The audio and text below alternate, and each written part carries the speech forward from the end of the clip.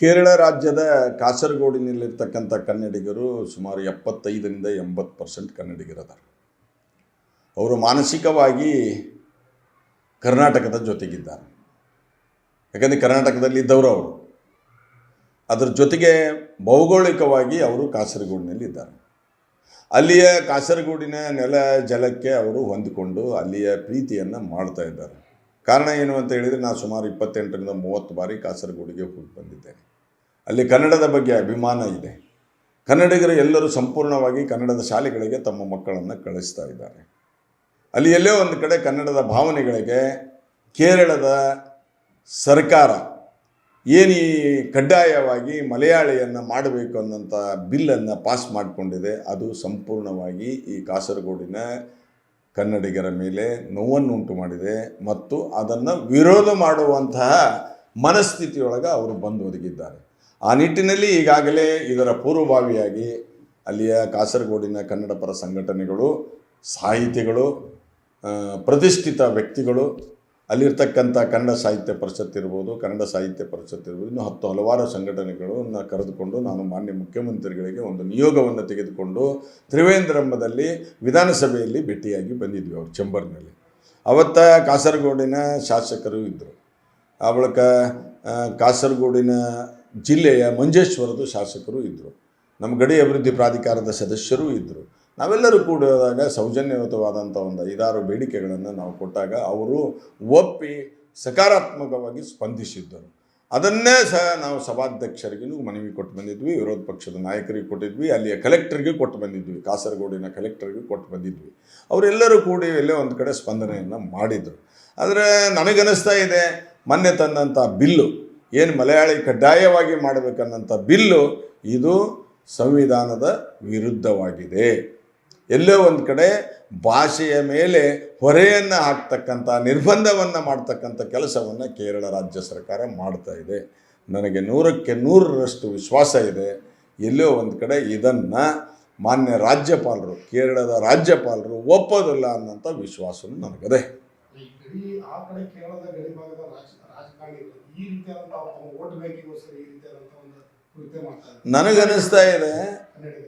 ನನಗನ್ನಿಸ್ತಾ ಇದೆ ಚುನಾವಣೆಯ ಸಂದರ್ಭದಲ್ಲಿ ಭಾಷೆ, ನೆಲ, ಜಲದ ಬಗ್ಗೆ ಇದು ಹಲವಾರು ಮಾಡ್ತಾರೆ. ಇದು ಒಂದು ಚುನಾವಣೆಯ ಪ್ರಮುಖ ಅಂಶ ಅಂಥೇಳಿ ಮಲಯಾಳಿಗರನ್ನು ಹೋಲಿಸಿಕೊಳ್ಳುವುದರ ಸಲುವಾಗಿ ಆ ರಾಜ್ಯದ ಮುಖ್ಯಮಂತ್ರಿಗಳು ಈ ರೀತಿ ಕನ್ನಡಿಗರ ಮೇಲೆ ಒತ್ತಾಯವನ್ನು ಮತ್ತು ಕನ್ನಡಿಗರಿಗೆ ನಿರ್ಬಂಧವನ್ನು ಮತ್ತು ಕನ್ನಡ ಶಾಲೆಗಳಿಗೆ ನಿರ್ಬಂಧಗಳನ್ನು ಹಾಕುವಂಥ ಮತ್ತು ಅಲ್ಲಿಯ ಮತದಾರರನ್ನು ಓಲೈಸಿಕೊಳ್ಬೇಕು, ಉಳಿದ ಮತದಾರರನ್ನು ಓಲೈಸಿಕೊಳ್ಬೇಕು ಅಂತ ಹೇಳಿ ಅವರೇನೋ ಪಿತೂರಿ ನಡೆದಿದೆ ಅಂತ ನನಗನ್ನಿಸ್ತಾ ಇದೆ. ಗಡಿ ಕರ್ನಾಟಕದ 6 ರಾಜ್ಯಗಳಲ್ಲಿ, ಕರ್ನಾಟಕದ ಹತ್ತಿರ ಅಂದರೆ ಗಡಿ ರಾಜ್ಯದ 6 ರಾಜ್ಯಗಳಲ್ಲಿ ಕೇರಳ ಇರ್ಬೋದು, ಮಹಾರಾಷ್ಟ್ರ ಇರ್ಬೋದು, ಗೋವಾ ಇರ್ಬೋದು, ತೆಲಂಗಾಣ ಇರ್ಬೋದು, ತಮಿಳುನಾಡು ಇರ್ಬೋದು, ಆಂಧ್ರ ಇರ್ಬೋದು. ಇಲ್ಲಿ ಒಟ್ಟು 658 ಕನ್ನಡ ಶಾಲೆಗಳು ಅದಾವೆ. ಅದರಲ್ಲಿ 1ನೇ ತರಗತಿಯಿಂದ ಹಿಡಿದು 10ನೇ ತರಗತಿಯವರೆಗೆ ಅಷ್ಟೇ ಅಲ್ಲ, 1ನೇ ತರಗತಿಯಿಂದ ಹಿಡಿದು 11 ಮತ್ತು 12ನೇ ತರಗತಿಯ ವಿಜ್ಞಾನವನ್ನು ಸಹ ಕನ್ನಡದಲ್ಲಿ ಹೇಳುವಂಥ ಶಾಲೆಗಳು ಮಹಾರಾಷ್ಟ್ರದಲ್ಲಿದ್ದಾವೆ. ಒಟ್ಟು 6 ರಾಜ್ಯಗಳಲ್ಲಿ 658 ಶಾಲೆಗಳು, 1,09,000ಕ್ಕೂ ಹೆಚ್ಚು ಮಕ್ಕಳು ಶಾಲೆಯನ್ನು ಕಲಿತಾ ಇದ್ದಾರೆ. ಇಂಥ ಸಂಕಷ್ಟಗಳು ಬರೀ ಕರ್ನಾಟಕಕ್ಕೆ ಮಾತ್ರ ಬರ್ತದೆ. ಅಂದ್ರೆ ಬೇರೆ ರಾಜ್ಯಗಳಲ್ಲಿ, ಕರ್ನಾಟಕದಲ್ಲಿ ಎಲ್ಲಾ ರಾಜ್ಯದ ಜನರನ್ನ ಬಂದಿದ್ದಾರೆ ಹೋಗ್ತಾ ಇದೆ. ಬಟ್ ನಮ್ಮ ರಾಜ್ಯದ ಜನರು ಬೇರೆ ರಾಜ್ಯಗಳಲ್ಲಿ ತೊಡಗಿಸ್ಕೊಳ್ತಾ ಇದೆ. ಇದ್ರ ಬಗ್ಗೆ ಯಾವ ರೀತಿ ನಿಲುವು? ಕರ್ನಾಟಕದಲ್ಲಿರ್ತಕ್ಕಂಥ ಜನ ಹೃದಯವಂತರು, ಶ್ರೀಮಂತರು, ಬೇರೆ ಭಾಷಿಕರನ್ನು ಸಹ ನನ್ನ ಸಹೋದರರಂತೆ ನೋಡಬೇಕನ್ನೋಂಥ ಒಂದು ಸೌಜನ್ಯವನ್ನು ಪಡೆದಂಥವ್ರು.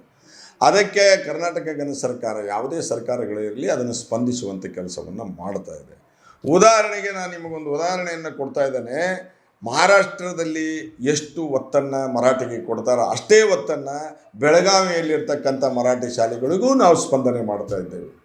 ನನ್ನ ವಿನಂತಿ ಅದ, ನಾವು ಹೇಗೆ ಮಹಾರಾಷ್ಟ್ರದಲ್ಲಿರ್ತಕ್ಕಂಥ ಮರಾಠಿ ಶಾಲೆಗಳು ಕರ್ನಾಟಕದ ಭಾಗದಲ್ಲಿರ್ತಕ್ಕಂಥ ಗಡಿ ಭಾಗದಲ್ಲಿರ್ತಕ್ಕಂಥ ಮರಾಠಿ ಶಾಲೆಗೆ ಎಷ್ಟು ಒತ್ತನ್ನು ಕೊಡ್ತೇವೆ, ಅದೇ ರೀತಿ ಅವರು ತಿಳ್ಕೊಂಡು ಎಲ್ಲ ಭಾಗಗಳಲ್ಲಿ ಎಲ್ಲ ಭಾಗಗಳಲ್ಲಿ ಕರ್ನಾಟಕದ ಕನ್ನಡಕ್ಕೆ ಒತ್ತನ್ನು ಕೊಡುವಂಥ ಪ್ರಯತ್ನವನ್ನು ಮಾಡಿದರೆ ಸಹಕಾರದಿಂದ ಸಹಬಾಳ್ವೆಯಿಂದ ಒಬ್ಬರಿಗೊಬ್ಬರು ಹೋಗ್ಬೋದು ಅನ್ನೋಂಥದ್ದು. ಅಲ್ಲಿ ಯಾವಾಗಲೂ ಅಲ್ಲಿ ಯಾವುದೇ ಥರದ ಭಿನ್ನಾಭಿಪ್ರಾಯ ಬರೋದಿಲ್ಲ.